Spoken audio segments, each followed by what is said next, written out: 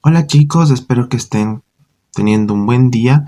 Les habla Alejandro Carrera, profesor de dominio lingüístico del preuniversitario Semansky. Para los que me conocen y han tenido clases conmigo, espero que estén pasando una cuarentena productiva y de que estén estudiando, y para los que no, dediquen algo de su tiempo al estudio. El día de hoy voy a enseñarles un tema bastante interesante, un tema bastante importante en los exámenes de admisión a cualquier universidad y que también se encuentra dentro de los contenidos de la malla curricular de tercero de bachillerato. Este tema es el discurso. Entonces empezamos. Tenemos el discurso. El discurso es la parte del lenguaje que expresa enunciados cortos, en los cuales se expresan sentimientos de asuntos ideológicos o culturales con el fin de persuadir a un grupo de personas. Este concepto es importante que ustedes lo anoten y lo comprendan muy bien. Así que, si es que necesitas leerlo otra vez, te pido por favor que pauses el video y que lo analices parte por parte. Una vez que ya lo hayas hecho, seguimos. Cuando nosotros hablamos de discurso, vamos también a tener ciertos conceptos que son importantes dentro de este análisis. Algunos de ellos, por ejemplo, son los conceptos acerca de la denotación y la connotación. ¿Cuál es la diferencia entre estos dos conceptos? Aunque a simple vista parecen lo mismo, la verdad es que son dos cuestiones muy distintas. La denotación es el sentido literal de lo que nosotros entendemos por una frase.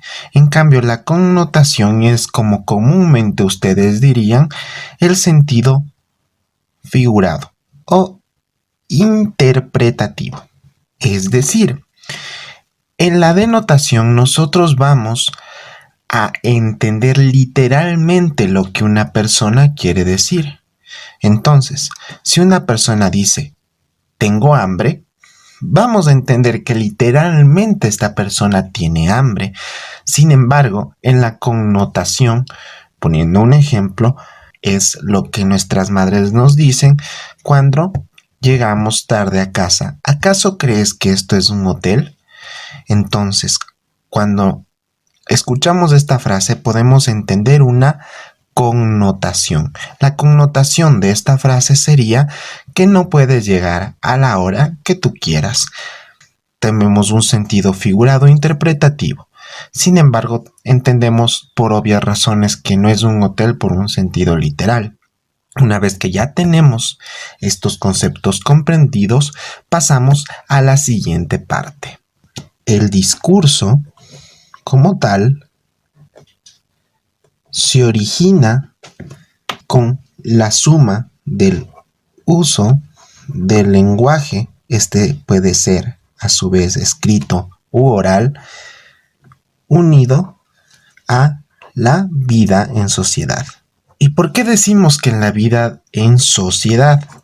Porque esta vida en sociedad es la que nos va a ayudar a comprender una de las partes acerca del discurso, lo que nosotros vamos a entender a continuación como la ideología.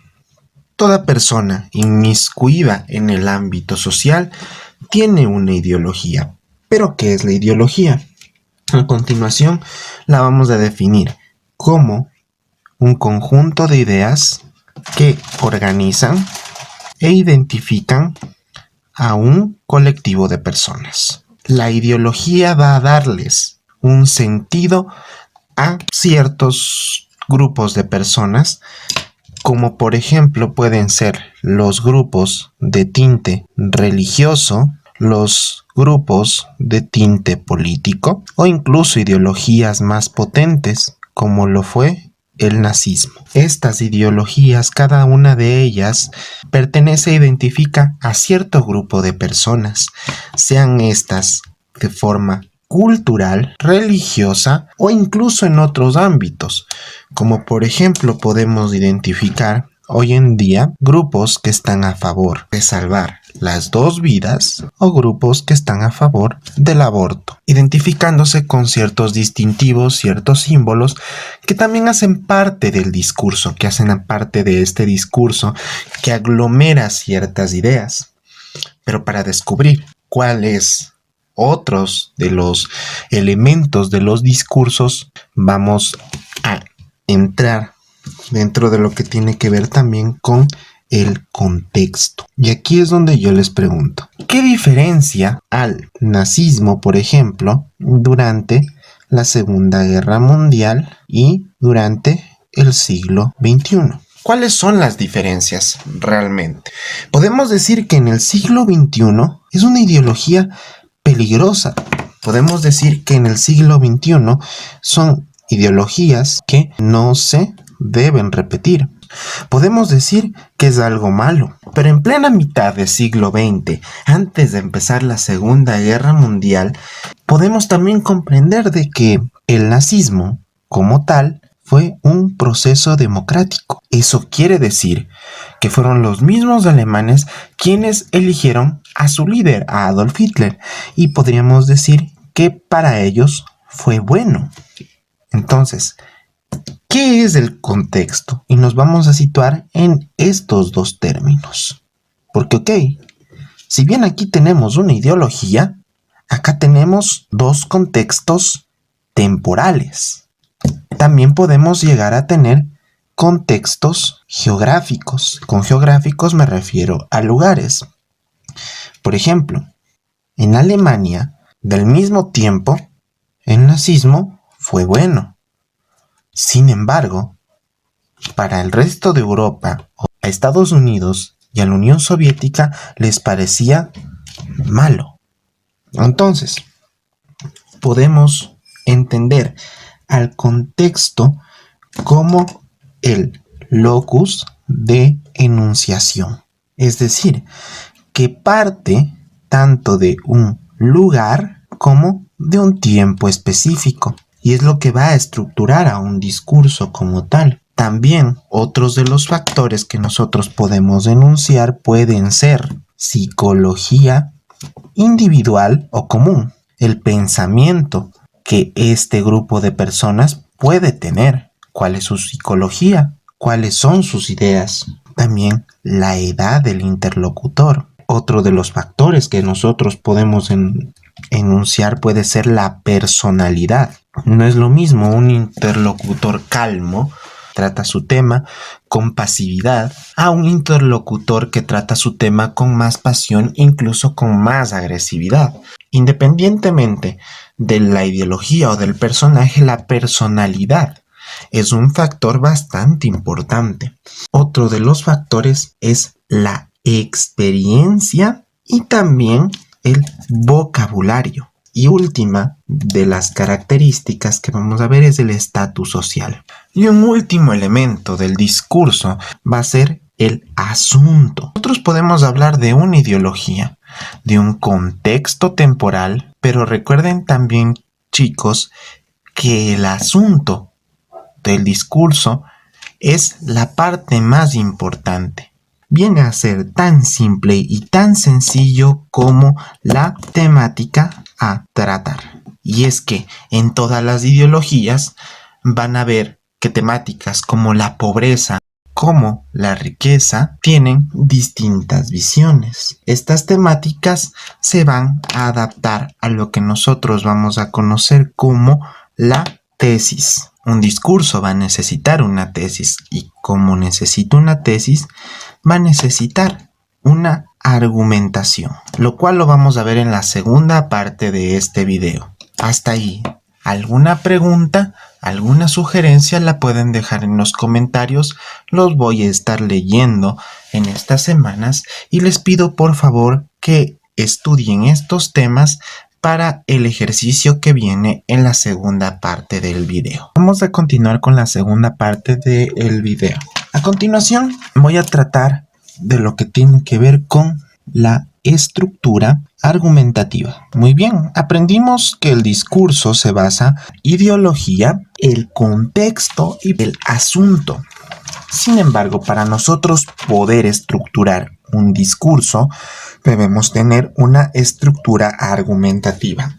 Para esto, nuestro discurso va a tener que sostener necesariamente algo que nosotros conocemos como tesis, y es algo de lo que ya habíamos hablado en la primera parte. La tesis es una postura que se puede escribir en forma de afirmación o de negación. Una tesis jamás va a poder ser una pregunta, jamás va a poder ser una exclamación, siempre va a ser una postura en forma de afirmación. Entonces, tenemos que es una afirmación o negación en el sentido en la cual nosotros estemos argumentándola, que posiciona una idea. Esta es nuestra palabra clave, es el fundamento del discurso. Recordemos lo que se dice acerca del discurso.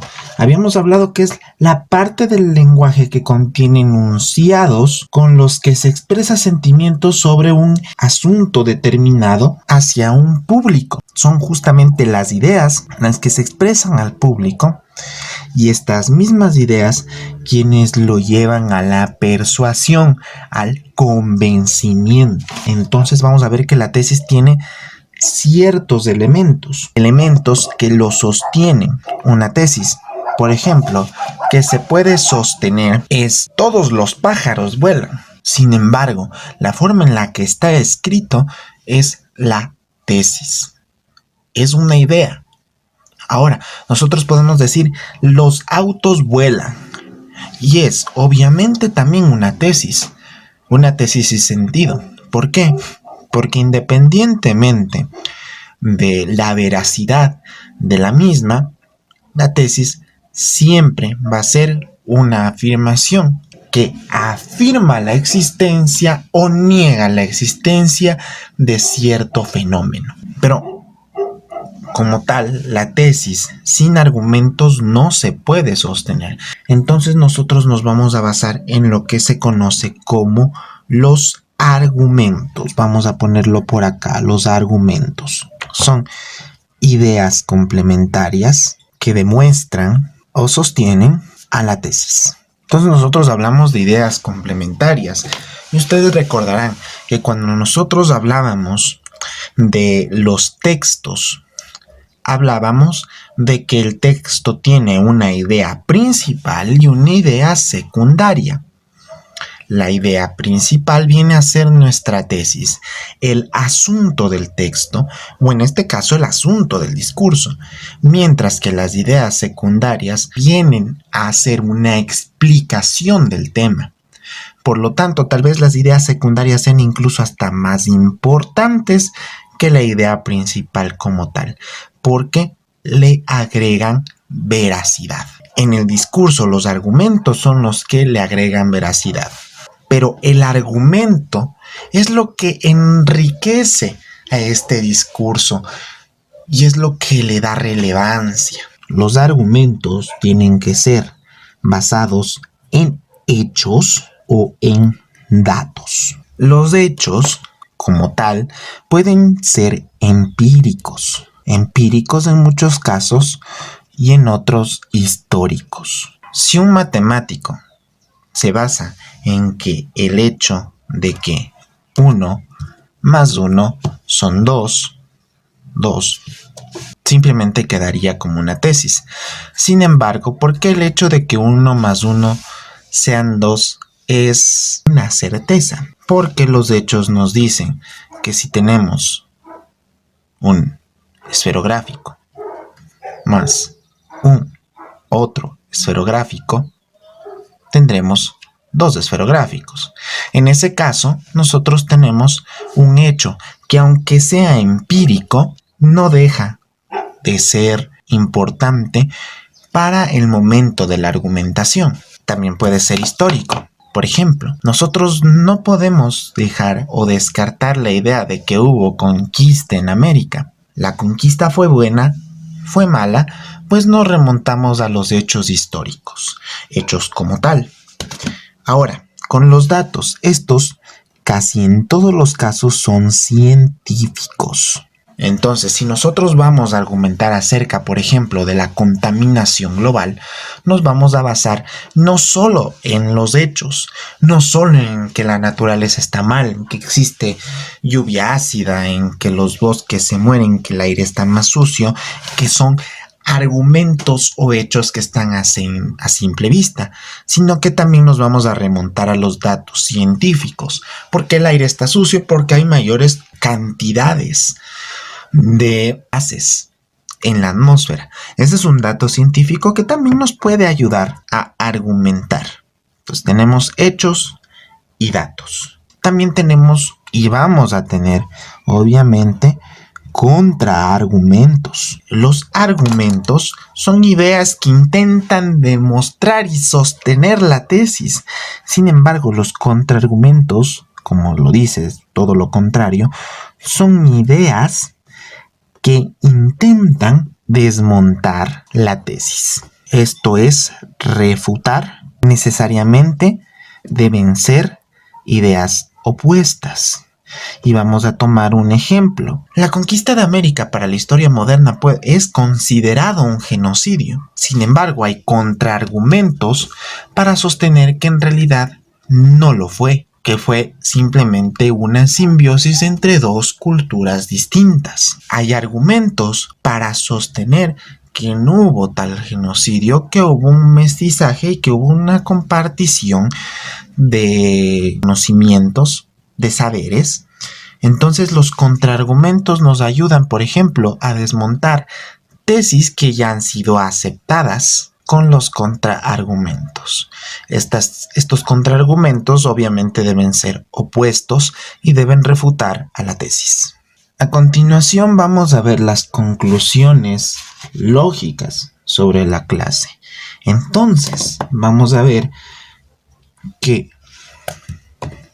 uniendo las dos partes de nuestra explicación del día de hoy, una ideología se sostiene mientras más fuertes sean sus argumentos. Y hablando de argumentos fuertes, quiero decir que estos argumentos deben tener tal fuerza que lleguen a ser incluso irrefutables, no susceptibles a refutación o no susceptibles o que no resistan la refutación de otros factores. También se puede decir que una ideología o un discurso, que también podemos categorizar así, un discurso se sostiene si es que tiene mayor argumento y menor contraargumento. Mientras más argumentos tenga y menos contraargumentos válidos tenga, más fuerte se puede hacer una ideología o, yendo más a micro, un discurso. Para manejar una ideología que perdure en el tiempo, se debe tener una tesis fuerte. Por ejemplo, si es que nosotros tenemos una ideología, en este caso me voy a remitir, por ejemplo, a la ideología terraplanista. Nosotros debemos tener una tesis fuerte y estas personas intentan demostrar la fortaleza de sus argumentos, sin embargo es débil y no perdura en el tiempo. Mientras más fuerte sea la tesis, más duradera es la ideología. Y una última conclusión. Cabe destacar que un discurso o ideología puede estar llena de huecos, porque la misma puede tener dentro de su estructura ciertas falacias. Ojo, las falacias conceptualmente son aquellas ideas que lógicamente están bien estructuradas o pueden estar bien estructuradas, que sus premisas son buenas, pero que sin embargo no son reales por diversas razones, y ustedes saben que hay diversas falacias, o si no, el próximo video hablamos de ello. Dale like si es que necesitas saber qué es una falacia. O dentro de su estructura puede también hablar de varias paradojas, que son ideas circulares. Estos pueden ser considerados hoyos dentro del barco argumentativo, dentro del marco argumentativo de la tesis, de la ideología o del discurso. Obviamente hablando de tesis. El siguiente vamos a poner aquí para que usted no se olvide. Ejercicio. Muy bien, el ejercicio que usted va a realizar va a consistir en generar un análisis de un discurso. El discurso es de tema libre. Entonces, usted va a ver un discurso cualquiera sobre cualquier tema y usted va a llenar una pequeña ficha con los siguientes datos. Obviamente con un encabezado donde usted va a poner su nombre y apellido y la fecha. A continuación, usted va a llenar el autor del discurso. Y vamos a ver los aspectos principales que habíamos realizado o que habíamos visto, que son el contexto. Entonces, dentro del contexto nosotros vamos a poner la fecha, vamos a poner el lugar, vamos a investigar acerca del estatus social del interlocutor, del locus, la edad, si es que nos es posible. Estos campos, estos dos últimos campos, son voluntarios. Muy bien, vamos a ver el asunto. Y usted aquí va a poner el tema de discurso. Si es que tiene un título, ponemos antes de ello el título del discurso. A continuación, vamos a analizar la ideología del personaje y vamos a consultar en Wikipedia o en otras fuentes qué ideología tuvo este personaje al colectivo de personas al que representa y una pequeña síntesis, la síntesis no más allá de un párrafo explicando qué ideología de este personaje. A continuación vamos a relatar una pequeña síntesis del discurso que va a constar introducción y desarrollo. Chicas, la introducción, un párrafo, el desarrollo máximo 3 párrafos. Vamos aquí a hacer un análisis crítico. Vamos a dar nuestra crítica acerca del discurso. Si es que nosotros estamos de acuerdo, en desacuerdo y por qué. En este análisis crítico usted va a tener que gastar 2 párrafos argumentando o contraargumentación acerca del fenómeno expuesto, dio el discurso. A continuación de ello vamos a poner de título tesis y vamos a poner la idea principal o la tesis como tal. 2 líneas. ¿Por qué? Porque es una idea principal nada más. Principales argumentos. Enumeramos 5 argumentos principales y finalizamos realizando una conclusión. Bueno chicos, eso ha sido todo por ahora. Si es que les ha gustado la clase de hoy, regalen un like. Por favor, hagan la actividad, el ejercicio, y los espero para la próxima clase que va a ser la de las falacias. Tengan una buena semana y nos vemos en una siguiente ocasión.